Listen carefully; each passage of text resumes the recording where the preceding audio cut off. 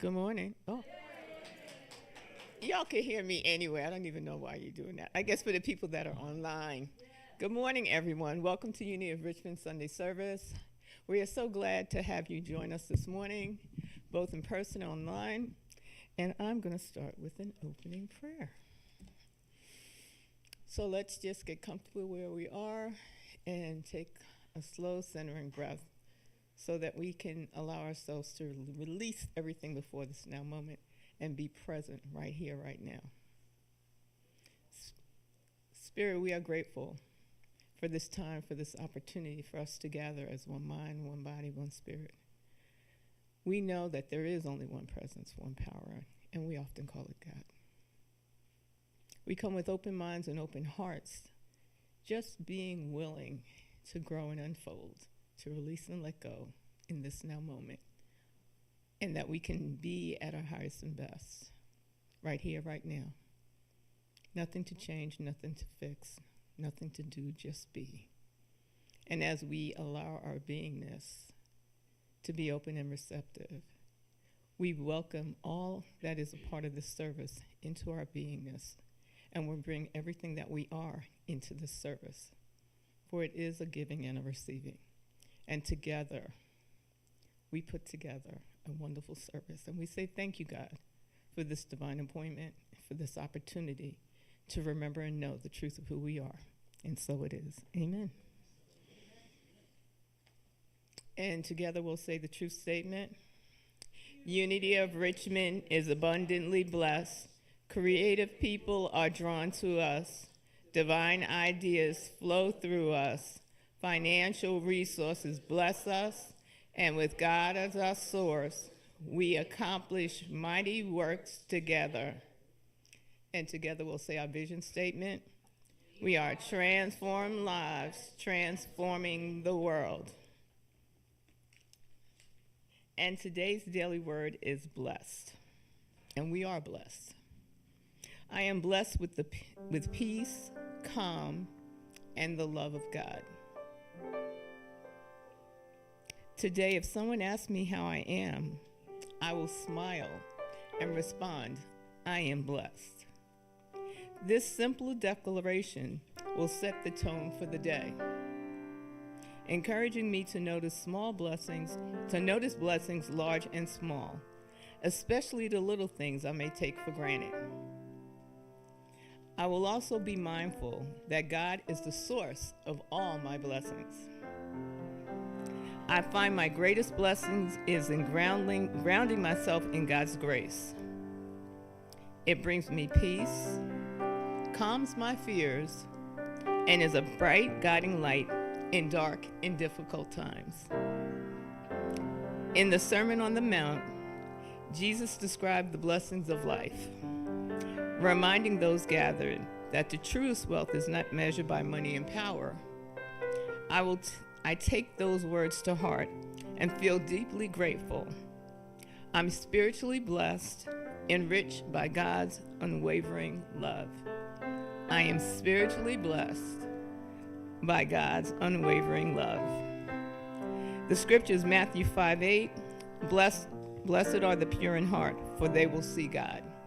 And together we will say 3 times, I am blessed with peace, calm, and the love of God. I am blessed with peace, calm, and the love of God. I am blessed with peace, calm, and the love of God. Please stand and join us as we sing. I'd like to teach the world to sing. I'd like to build the world a home and furnish it with love.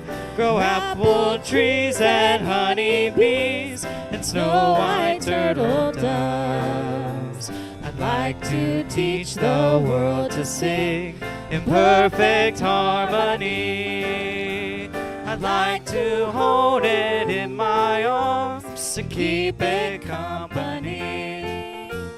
I'd like to see the world for once, all standing hand in hand, and hear them echo through the hills for peace throughout the land. That's the song I hear.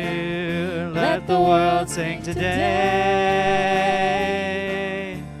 A song of peace that echoes on and never goes away. Put your hand in my hand, let's begin today. Put your hand in my hand, help me find a way. I'd like to teach the world to sing in perfect harmony. I'd like to hold it in my arms and keep it company. I'd like to see the world for once, all standing hand in hand, and hear them echo through the hills for peace throughout the land. Thank you.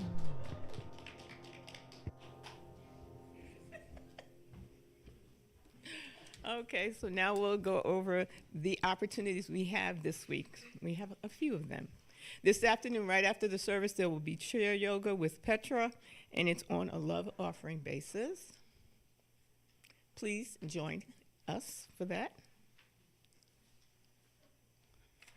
Okay, Valerie, how do you pronounce this again? Lariah P.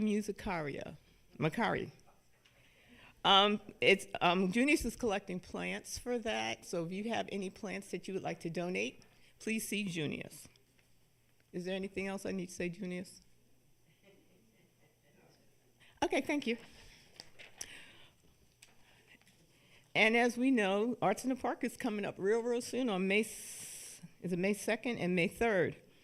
And there's going to be a volunteer table outside in front of the church, and so they're looking for volunteers to sign up. There's a sign-up sheet out in that space out there, the gathering space. So please sign up. It's an opportunity for us to let people know that we're here and what we offer. All right, and we have a muffin call. Cardinal School muffin donation. Mary Ellen is asking for nut-free muffins for Cardinal School on May 7th. Donate by the dozen. They can be homemade or store-bought. Mary Ellen will pick up all the muffins on May 6th. Please drop off your muffins on May 5th or 6th. All right. You are invited to join Reverend Stephanie C. for an introduction to spiral dynamics. Spiral dynamics is a model of the evolutionary development of individuals, organizations, and societies. In other words, the spiritual dynamics model help us to make the sense of where we've been, where we're going as a species, and within our culture and organizations. And now we have an announcement from Forrest.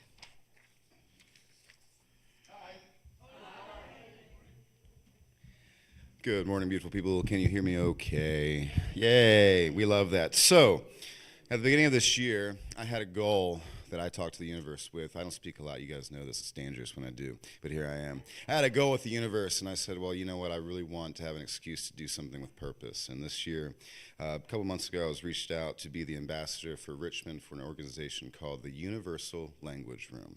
And to keep things very concise here on this lovely Sunday morning, I'm going to go ahead and share just the statement of this mission. Calling on every individual to acknowledge the infinite value and divine soul of every human. That's the platform of this organization. And with the Universal Language Room, we speak through music. It's a really amazing thing how world peace and music, they're like best friends. And I want to invite you all to the first session that I will be hosting as the Richmond ambassador for the Universal Language Room this coming Wednesday. I'll give you all the details multiple times over, rest assured. And if you can't make it, there'll be more. But this will be exclusive to just Unity participants and Unity congregants if you and your friends and loved ones want to come through. No musical experience is required whatsoever. Musical experience is also welcome. The point is for us all to hang out and spend time together in a way that doesn't involve English or words. And that's the beautiful thing. We have programs I've learned from Sri Lanka to, I believe we have one building in Uganda right now, as well as one in Pakistan for Israeli children that have been living there as well. So there's just a lot of really beauty in this. Again, I don't want to give everybody the legalese over this, but to give the long short, the Universal Language Room, this is why it spoke to me when they reached out to me as well. It's hosted by the Bridge Institute. It's a nonprofit organization that funds ULR, Universal Language Room. The ULR guides participants to exchange ideas and communicate through melody and rhythm. See, take that language stuff out of there. Our facilitators show individuals, I'm the facilitator, show individuals how to create simple melodic statements and share them in dynamic and fun experience. Participants will enjoy the music interaction with the group and engage with each other.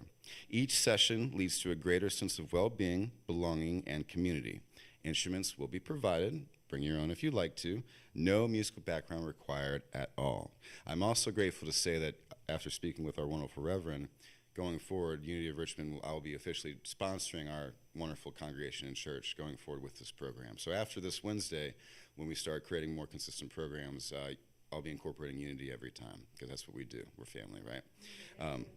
So the information, thanks for asking, Robin. You know exactly what we're doing.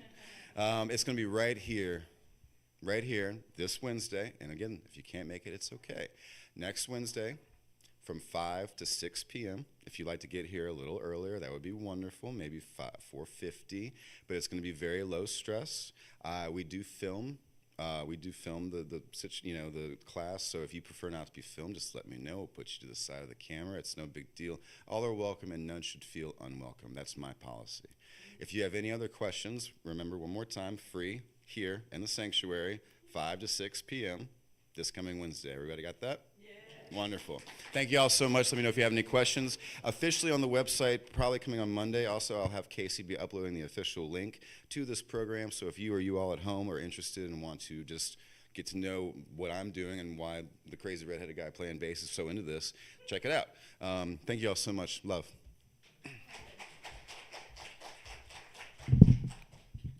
And now we have Jackie has an announcement as well.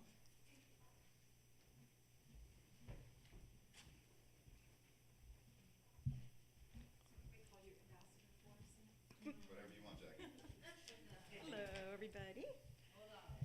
So it's that time of year. We are participating. Oh, I'm sorry. I don't have that voice. Okay. How's that? I got you, sister. I've never done open mic. You're doing great. This is my first. There it Woo! is. Okay. So Illuminate Richmond, for those of you who haven't been, is an arts and wellness festival. There will be vendors and holistic practitioners. It's a great experience if you want to try something different, try something new. It's going to be on June 7th from 10 to 5 at the Short Pump Marriott. So you can come after service. Unity will have a table, so it's a great outreach event for us. If you have any flyers that you want to give me beforehand for, say, the health fair, we can promote really whatever we want. So I'm looking for folks who might want to come out and maybe hang at the table, greet people. It's really fun to talk to people about unity. We get some interesting questions. And I'll be there all day. There are free workshops. The entire thing is free. And we can take turns, going to workshops. If you want to come hang out, I think I'm going to go ahead and put a sign-up sheet out, and you can let me know if you're available for a short period of time. If you have any questions, let me know. And also, there's a QR code on these flyers for more information. And if you or anyone wants to have a table there, I believe this is the first year that they're sharing tables. So if you don't want to have a whole table to yourself, you can share a table with someone this year. So yay, come out. Thank you. Thank you.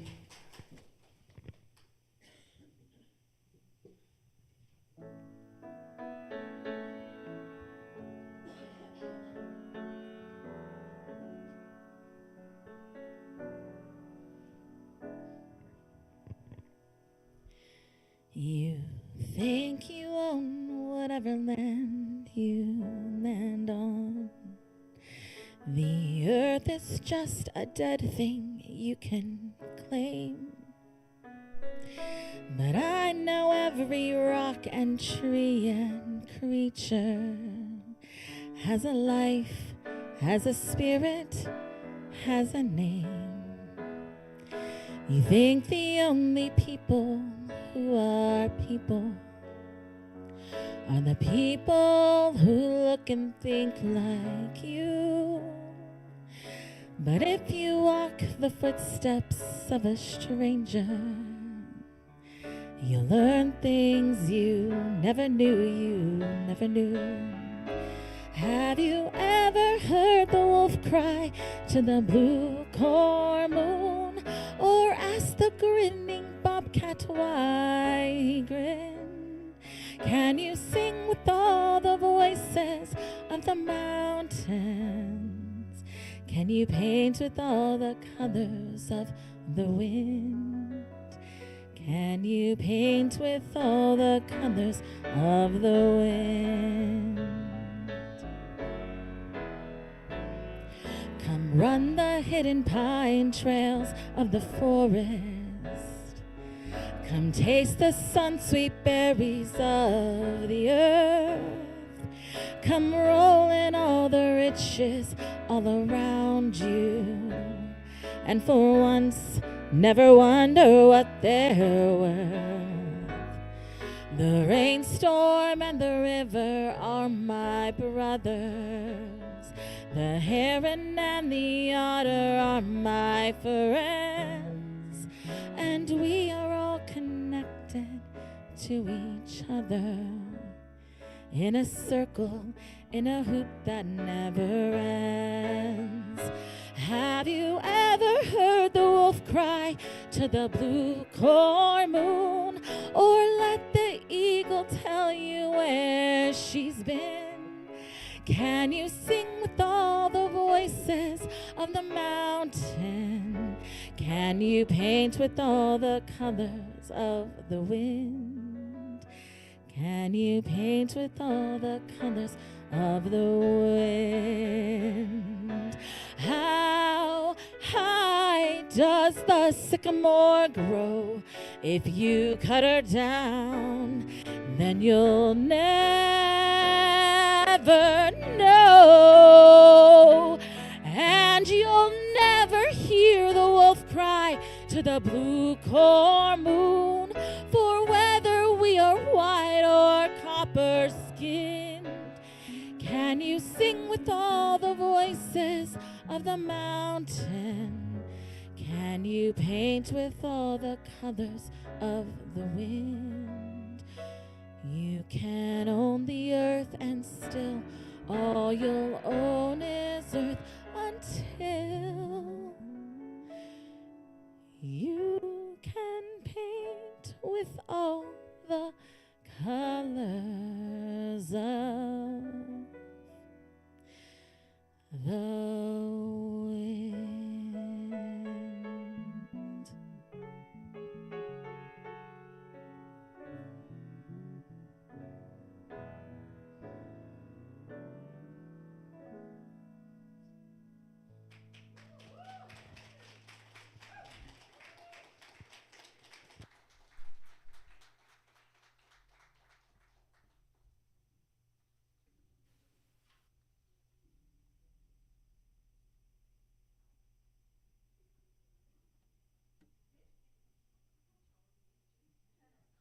Special Earth Day announcement.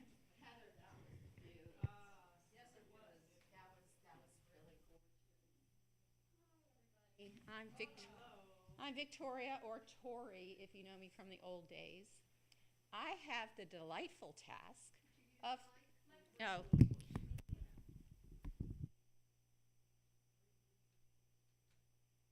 Can you hear me now? Yes.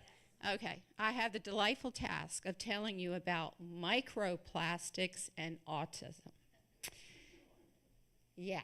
So April is Autism Awareness Month. And I think most of you know that I have a son with autism.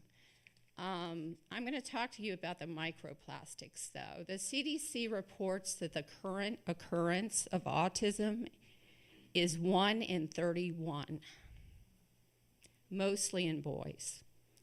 The rise in autism is influenced by genetic, environmental, and developmental factors. One cause that has been linked has been microplastics.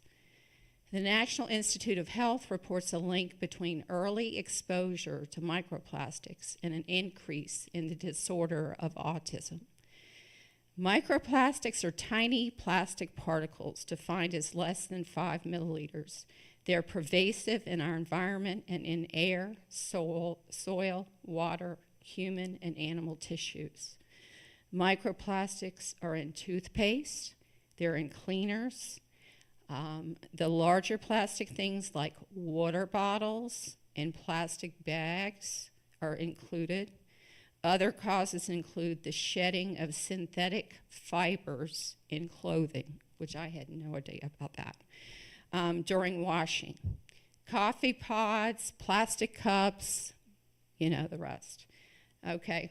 The way that you can reduce exposure is to switch to reusables, to stop using plastic water bottles, to avoid plastic at all costs, and to wear natural fibers and filter your water. So that's what I have about microplastics. However, I have a poem that I wrote, which I think will lighten it up a bit. I wrote this about my son years ago. and it's called Brilliance. Brilliance, isolation, passion, fears, heightened sensations, pain, and tears. Uncertain future, afraid of dreams, days of new steps, days of screams. Wearing new fabric, a shoelace tied, a meltdown avoided, food just tried. A kind peer asked to play with my son. No teasing today, she does not run. He struggles so much with the world rules, the things that will help him as great tools. He fights and resists all the new ways that make him so safe and ease the days. From high to low it is with my son. There's no in between, just sleep or run. I hardly keep up, I often fall short, but I'm his keeper, angel of sort. I fiercely protect him, try as I may, to keep the stares and comments away. His spirit is sweet, he doesn't know why people are mean and hurtful so. His world is his own, he did not create, safe it sure is, without any hate. Each day that beckons, he must do this, must leave the safety that is all his. For me, it's life as I've always known, to him so foreign, he must be shown. Public toilets flushing, stores too loud, itchy tags on clothes, lights that make sound. I show him this world to adapt, cope. He teaches me to nurture the hope that there will be a day the world will know all the wonders of autism, gifts it does show. Gifts of seeing and feeling life at full blast, remembering the small details of our past, telling the truth without any shame, the comfort of things always being the same. As for my son, he will find his own way to live his great life for every new day, accepting himself, expressing great joy at the man he became from the small boy. And truth be told, he teaches me to value the moment and seize the day.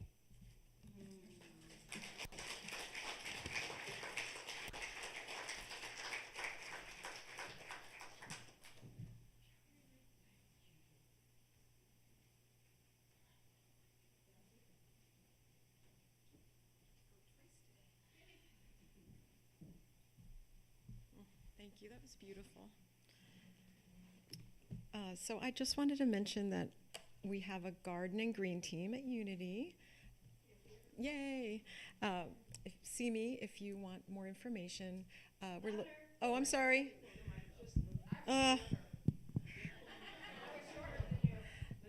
Okay. Yeah, so we have a green team, garden team. Right now it's combined. We are looking for some more members if you're interested. We don't have a set date that we meet yet, but if you have something you'd like to do, a project, just let me know, and we'll put you to work. So Valorie asked me to read a poem. If you don't mind, I have two. One's not actually a poem, but I wanted to share with you, if you've picked up this Natural Awakenings this month for April. It's just a wonderful edition. It's got a lot of sustainable and natural ideas. However, I read the editor's letter, and it was just beautiful. And I just want to share one paragraph. There is something about April that feels alive in a different way. The air softens, the earth begins to bloom again.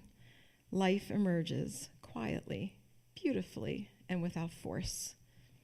And in that unfolding, we are reminded of something simple yet profound. We are not separate from nature. We are part of it. Earth Day invites us into that remembrance, not a single day of acknowledgement, but as an opportunity to reflect on how we live, how we consume, how we nourish ourselves, and how our daily choices impact the world around us. Living greener doesn't require perfection. It requires awareness.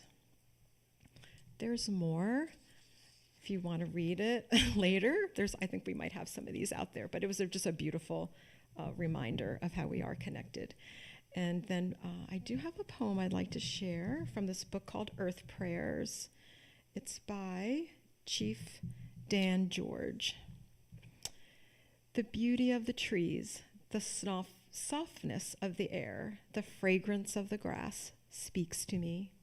The summit of the mountain, the thunder of the sky, the rhythm of the sea speaks to me. The faintness of the stars, the freshness of the morning, the dewdrop on the flower speaks to me. The strength of fire, the taste of life, the trail of the sun, and the life that never goes away, they speak to me, and my heart soars. Thank you.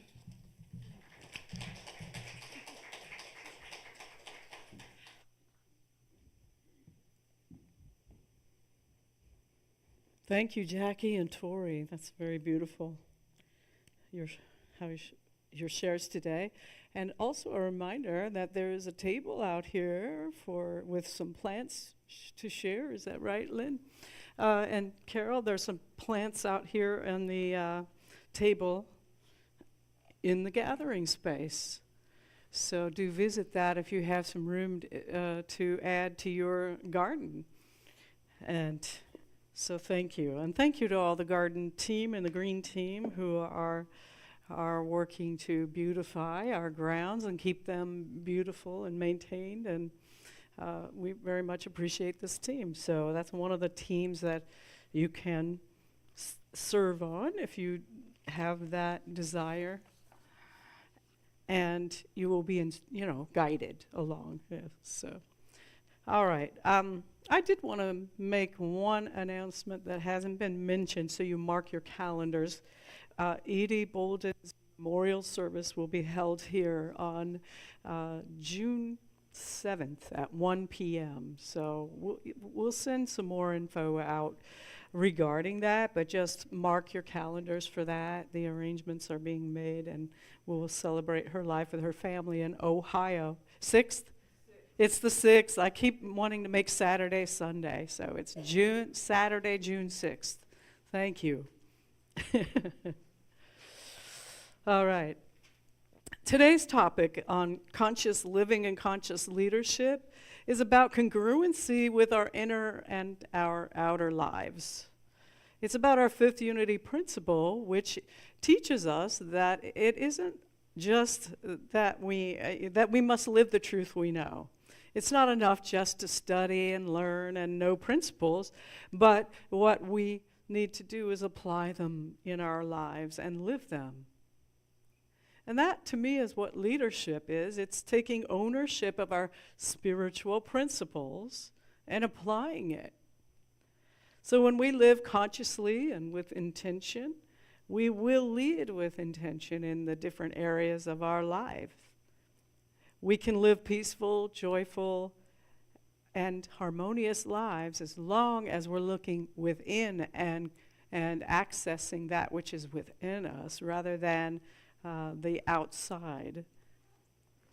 So our human condition, however, requires us to apply our practices because there's always going to be obstacles in the way.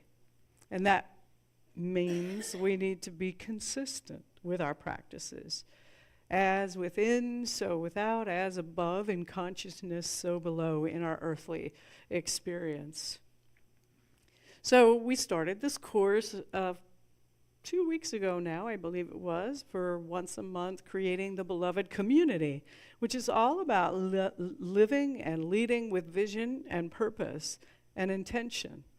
And so that's what we're building on in these next 9 months on Tuesday evenings. So we do have another book left in the bookstore, and it's still not too late to join and participate in that course with the rest of us. Because guess what? You're all leaders. We're all leaders. We're all part of the leadership of this beloved community. Now, Ralph Waldo Emerson said, I didn't get the clicker ready, so I'm going to ask Rob to advance when I need to. But anyway, Ralph Waldo Emerson said, don't be pushed by problems, be led by your dreams. And then the author Jim Lockhart in the book, Creating the Beloved Community, said this: instead of working to keep things from going wrong, we simply work toward the vision and treat obstacles that appear as part of the process. How would it be to live our lives and view obstacles as just part of the process of our spiritual growth, our spiritual awakening, the building of our spiritual and emotional intelligence, which I spoke about last week? All a part of the process for us to learn and to grow and evolve into who we came here to be and the fulfillment of our purpose. So to me, leading with vision and intention, those two words are interchangeable. It does require us, however, to make conscious commitments together, to work together, to transform lives and make a positive difference in the world, which I believe we all want to do. And what a joy it is to be in that flow together and to accomplish those things, because we are the ones that we've been waiting for. And together we can do these amazing things by being who we came here to be. And we don't accomplish it alone, but with a team of co-workers, co-creators. Today I'm going to share with you 4 of the 15 commitments of conscious leadership, a new paradigm for sustainable success, which is the subtitle of this book. And I'm going to share with you some examples of conscious leadership and unconscious leaders. Actually, some people examples. Now, some of this is building on last week's message about spiritual and emotional intelligence and those 4 perspectives of consciousness by Reverend Dr. Michael Beckwith, as applied in this above the line, below the line sample that you see here. That when we're above the line and we're open and curious and seeing things from that perspective, we're living in the life happens, the Spirit is moving as me and through me in these 2 other vessel and verity consciousness examples.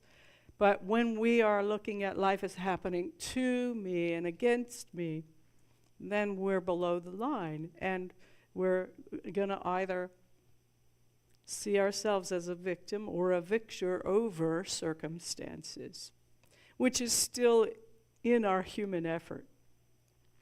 So here are 2 leaders. They're shared in this book, but Sharon and Tim. And these 2 leaders are both in the business world.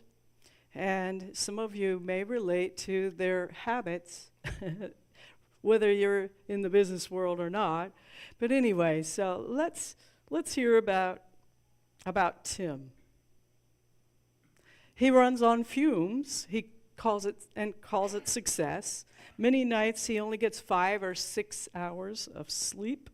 And before the sun rises, he's already scanning his emails, bracing for what might be blowing up at work. He doesn't begin his day with intention. He begins his day reacting to whatever circumstances are before him. He gets a double espresso to jumpstart his system. It keeps him moving, but he already has anxiety, and that caffeine just adds to the adrenaline that's pumping in and through him, and he doesn't realize that he's creating more by using a lot of coffee in his day.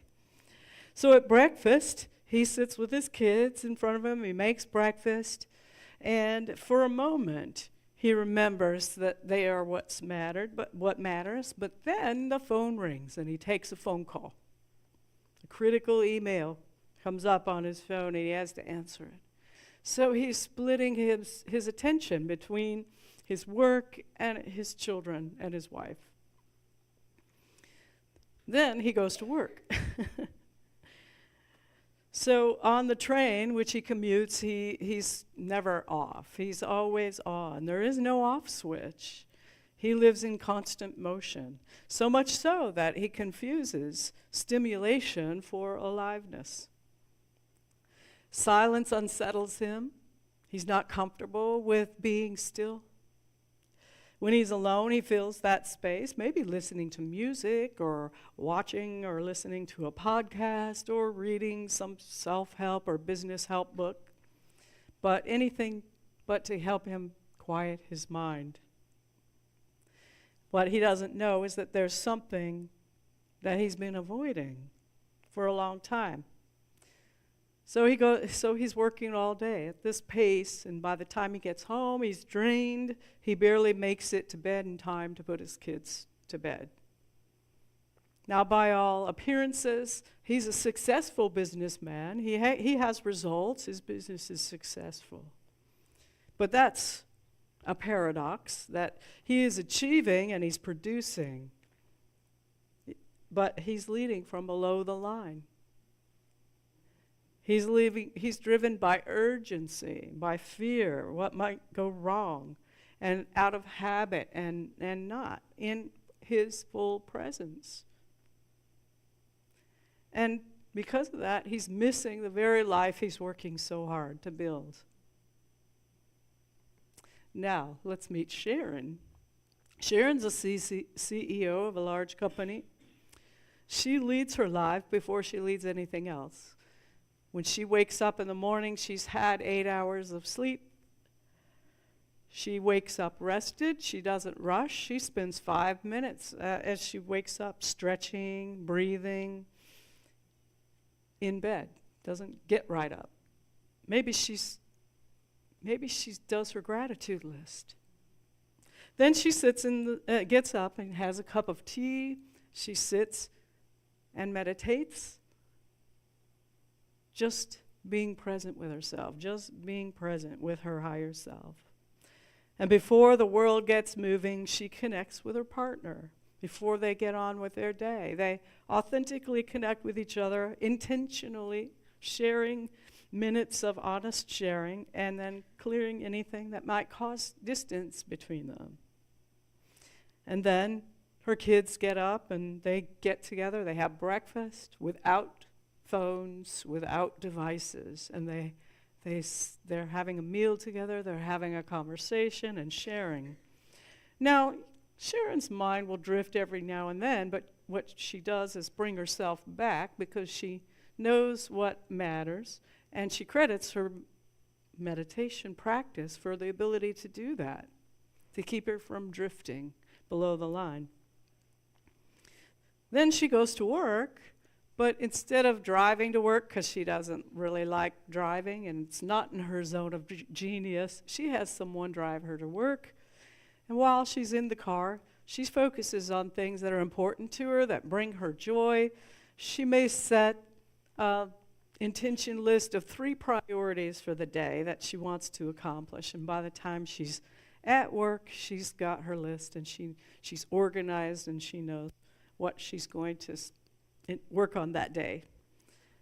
Before she goes into her office to start her work, though, she teaches a yoga class to her employees, because in her company, employees are whole persons. They're not machines.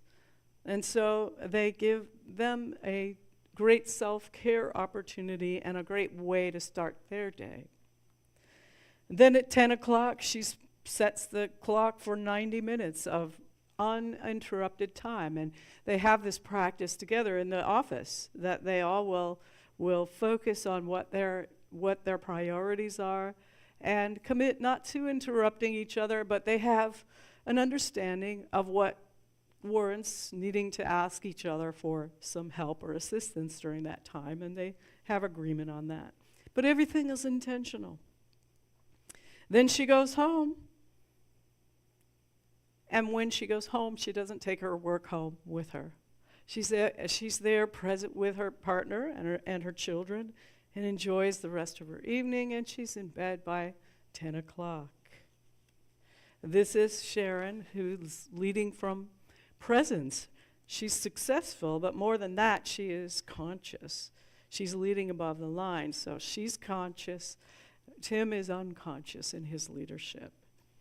So you may see yourself at times as one or the other of these, or maybe in the past you were that Tim working in the world, and maybe now you're more like Sharon because you've used your spiritual practices and you are developing that ability to bring yourself back, to notice, be mindful, and come back above the line and be intentional.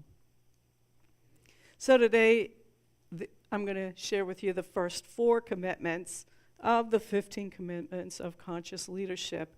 And so that'll be on the next slide.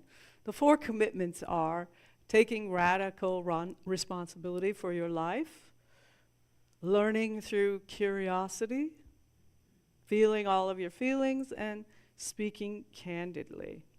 So we'll do a brief overview of each one of these, and then we'll conclude. So the first one, taking radical responsibility for your life. That's how we apply the principles that we know. So being above the line is I commit to taking full responsibility for my emotional, my physical, my spiritual, and mental well-being. I commit to supporting others also in taking full responsibility for their lives. Now, when we're below the line, you could consider that you're committing to blaming others and blaming yourself and taking more of your share of 100% responsibility. You fall into victim, villain, hero triangle. There has to be someone to blame. There has to be someone to save the day, and life is happening to me. Taking radical responsibility means acknowledging that the power lies within you. The power lies within us, not in external events, for our peace of mind, for our joy, for our happiness. So instead of asking who's to blame, and we ask ourselves, what can we learn and how can we grow from this? And it means instead of trying to control circumstances in our lives, that we just bring more light to it. We ask for understanding. We ask for wisdom. Now, commitment number 2 is learning through curiosity. I commit to growing in self-awareness. I commit to regarding every interaction as an opportunity to grow. I commit to curiosity as a path to rapid learning.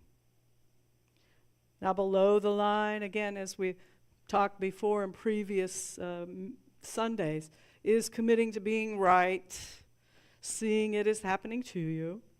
And the authors talk about a model called the drift shift model. So that is also the next slide, which was developed by Gay Hendricks. And so the drifting and the shifting, we're always drifting and shifting. So first something happens. We drift out of our presence. We get off center. We're constricted. We fall below the line. And below the line, then we move into that drama triangle of blame or victim, hero. Somebody has to save the day. Maybe you have to save the day when you're in that below the line behavior. But anyway, so we move into that. And then when we notice that we're in that, we notice the constriction, then we can make the choice to move back into presence. Move back. Use those spiritual tools that we teach and that we've been doing together in classes, and continue to practice and explore. And just, again, go to a sense of wonder. I wonder what good will come from this. I wonder what there is for me to learn in this that would evolve me into a greater version of myself. Then you're back above the line. And the issue and the truth is that it's not that we will drift, because we will, but it's how long we stay in that place of drift until we shift. Now, commitment number 3, we've talked about before, feel all your feelings. What? Feel all my feelings? Aren't some feelings bad? Negative? Well, here. So a commitment to feeling all of our feelings is like this. I commit to feeling all of my feelings and seeing them all the way through to completion. That means not stuffing them, being aware of them. I locate them in my body, and then I move and breathe and vocalize them so I can release them all the way through. The authors say it takes 90 seconds to move through an emotion. That is, if we do this practice. So when we notice it, we identify where it is in the body. And then we breathe. We do some breathing practices. We may even let it out with a sound. That's what they mean when they say vocalizing. We're letting it go in a very physical way. So we do that so that it doesn't impact our life and be detrimental to us. Because I think we've all experienced how detrimental it is, not to have processed or released feelings of anger, of resentment, or release grief, or whatever it is, that anxiety. So we fall below the line, and we commit, and when we're there, we're committing to resisting and to judging our emotions, judging our feelings, committing to repress them, avoid them, withhold them. Anybody ever identify themselves in that place? So I can't stress enough the importance of this. Remember, we are fully human, and we are fully divine, and to deny our feelings is to deny your humanity, and it keeps you from having compassion and empathy for yourself and other people. All right, the last commitment is speaking candidly. So how this is above the line is I commit to saying what is true for me. I commit to being the person whom others can go to and speak with candor. Below the line is committing to withholding facts, withholding feelings, withholding the things that we imagine, and speaking in a way that tries to manipulate outcomes. And also committing not to listening to the other person. So when I first heard this, what below the line, committing to that, I'm like, ooh, that's an ouch. Am I committing to that when I'm not speaking candidly? So the most harmful thing about not speaking candidly is that there is no trust, and it withholds connection. And being above the line with that commitment builds connection with people. It builds trust, and it helps us move through the obstacles in life. So you've just heard about 4 commitments of conscious leadership. We'll be continuing with these commitments throughout the year and until we've kind of reviewed all 15 of them. Perhaps we'll do a book study on it. What I wanted to just remind you of is Tim and Sharon. Which one do you want to be? Leading from above the line, living yourself from above the line, or stressed and haggard like Tim is and missing out on his life? So we've also come to understand the concept of drift and shift, that it is human nature to drift out of our wholeness and out of our presence and drift out of flow when something happens. But it is divine to shift back into that wonder, that place of curiosity and what I can learn from this and how I can grow from this. And as we evolve in consciousness, our life does become more complex. We mature in spiritual and emotional maturity, and then we begin to hold a view that sees everything in a state of developing good, to see everything as a part of the whole. Now, in conclusion, I learned something a couple of weeks ago because a meditation was shared with us in class, and it was based on a tradition in the Jewish faith. In that tradition, there is a concept called the 70 Faces of the Torah.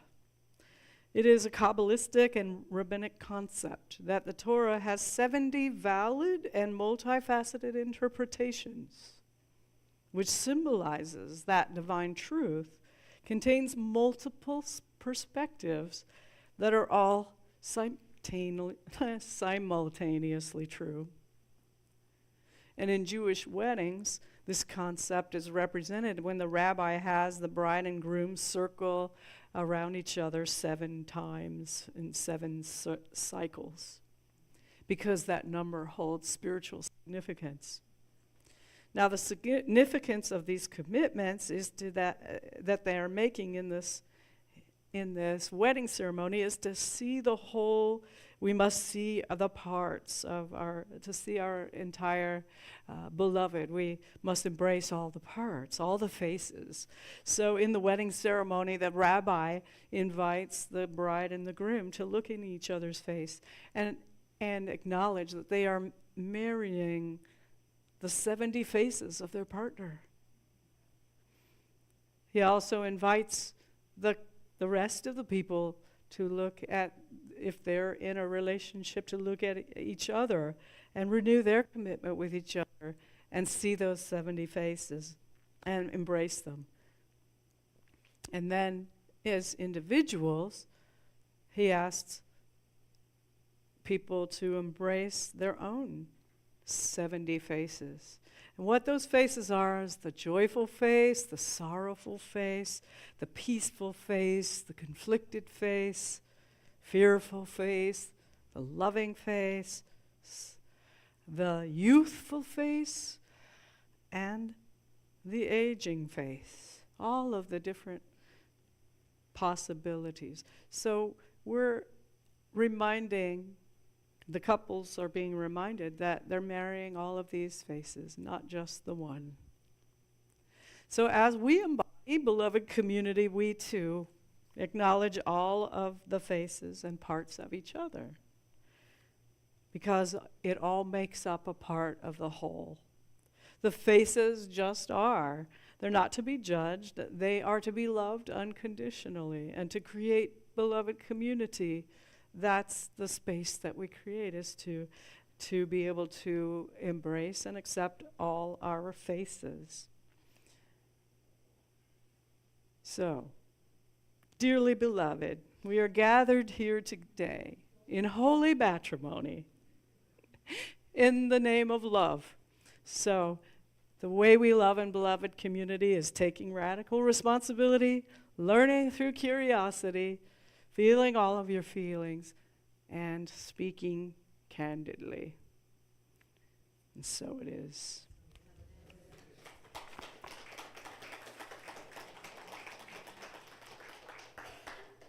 Thank you. Now we have an Earth Day meditation visual to partake of for our meditation time.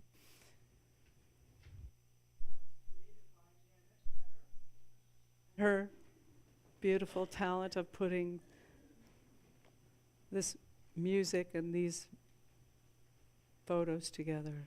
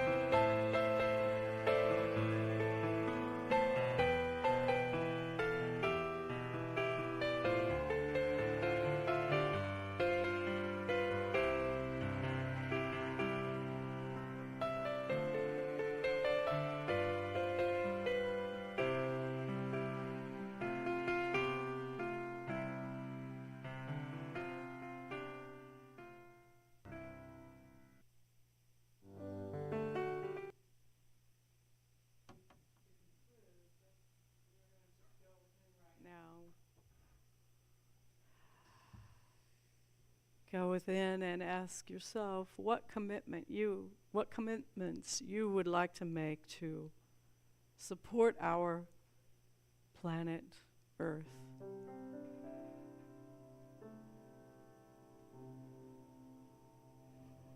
There are so many choices that we can make to take care of our earth, our water, our air, our bodies.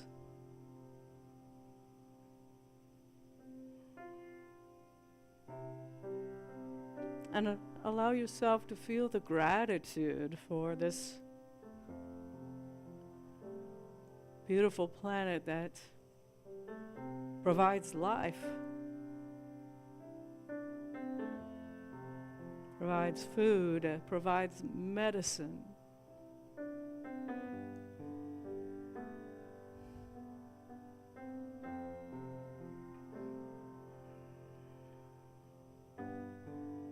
And with that gratitude, we just set the intention to be intentional every day about the things that we can do to lessen the impact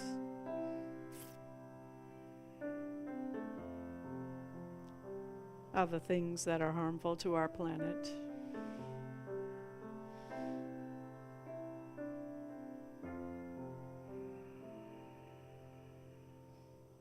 So we bless our earth. And just like the beautiful view that we saw with the hands holding around the planet, just see that vision now, holding up our earth. This beautiful planet. And so we close with gratitude, giving thanks, and a sense of wonder. Wonder for all of the beauty.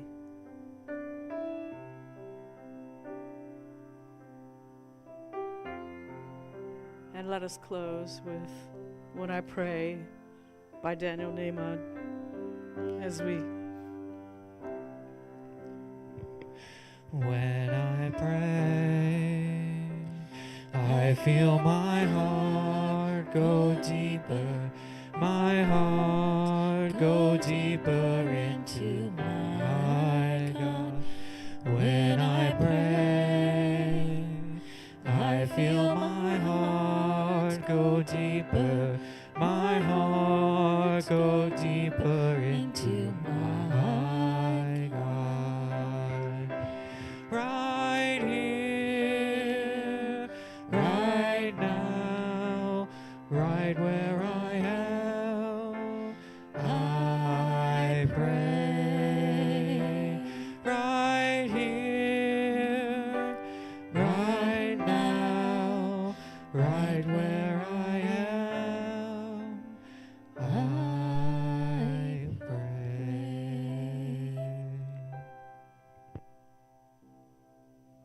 Now will our ushers come forward?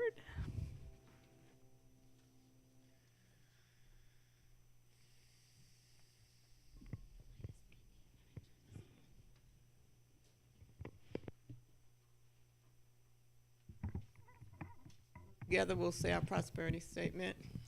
Divine love as me blesses and multiplies all that I am, all that I have, and all that I give, and all that I receive. I am grateful.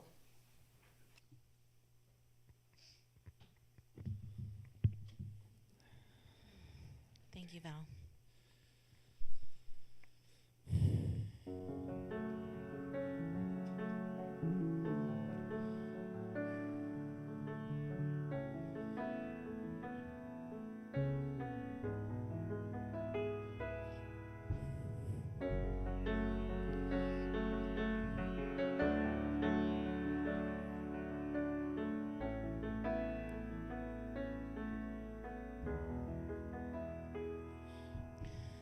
Blessed are the poor first ones, for heaven comes to where they are in you.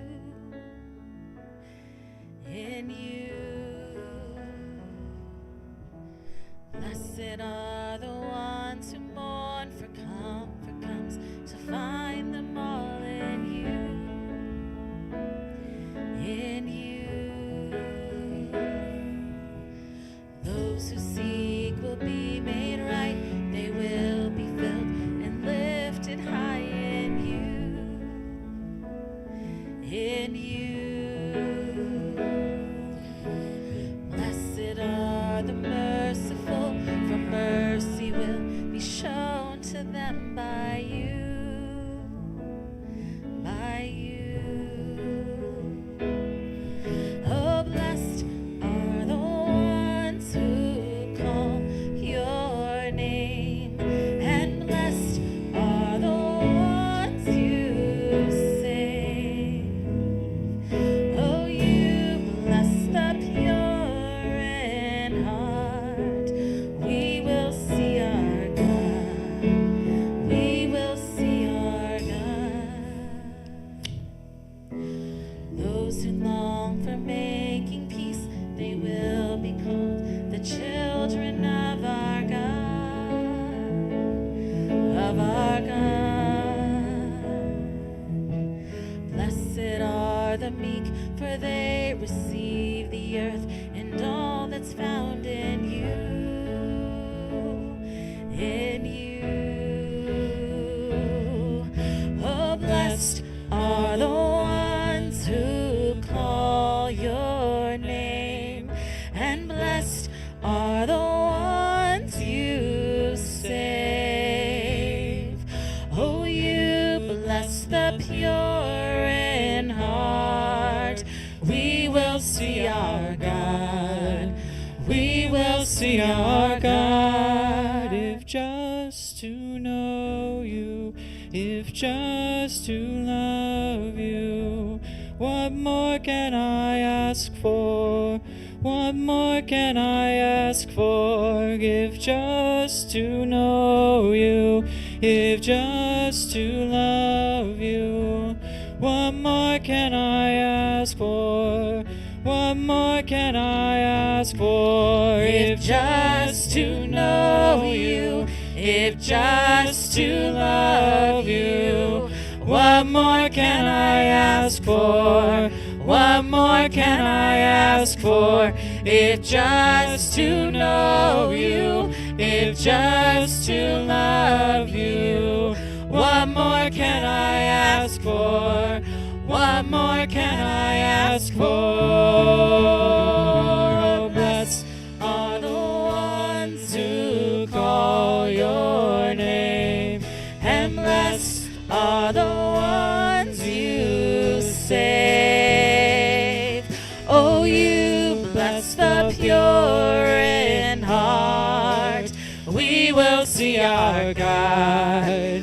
We will see our God. Oh, we will see our God. We will see our God. Those who seek will be made right. They will be filled and lifted high in you. In you.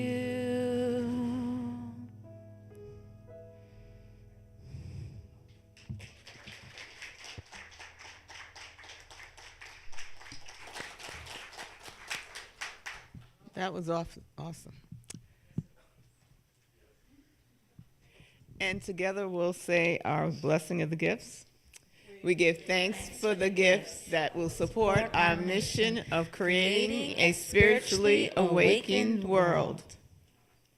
And we got some little people. That's kids? Yep, we got some kids. 1, 2, 3.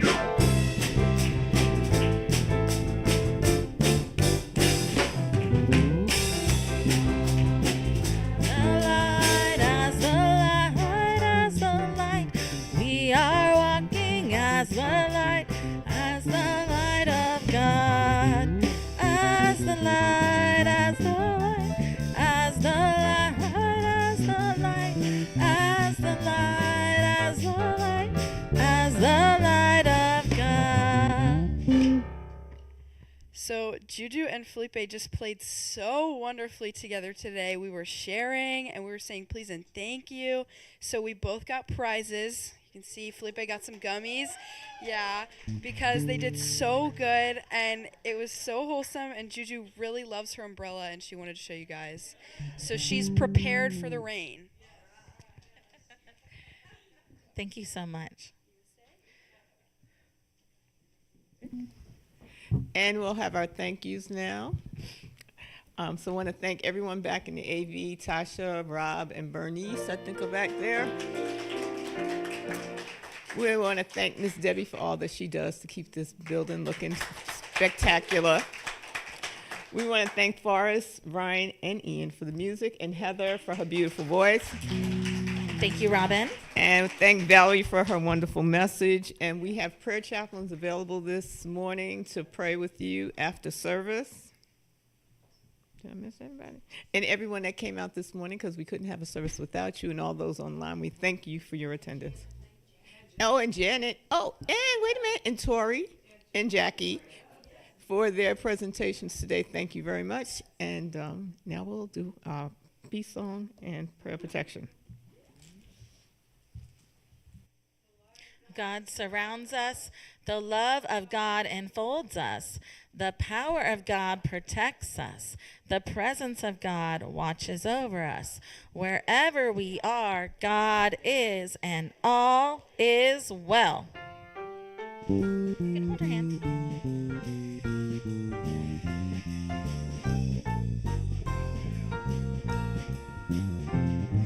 Let there be peace on earth, and let it begin with me.